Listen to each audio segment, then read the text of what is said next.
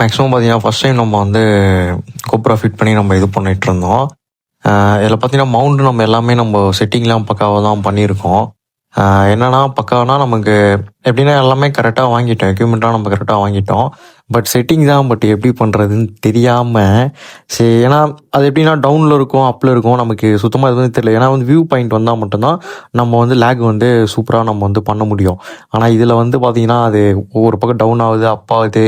நீங்கள் இந்த வீடியோ ஃபுல்லாக பார்த்தீங்கனாலே உங்களுக்கு தெளிவாக ஒரு ஒரு எப்படி சொல்கிறது, ஒரு பக்கம் வந்து ரோட்ஸ் நல்லா தெரிஞ்சாலும் நமக்கு வந்து கீழே வந்து நமக்கு பார்த்தோன்னா ஸ்பீடா மீட்டர் வந்து நமக்கு வந்து சுத்தமாக எதுவுமே தெரியல.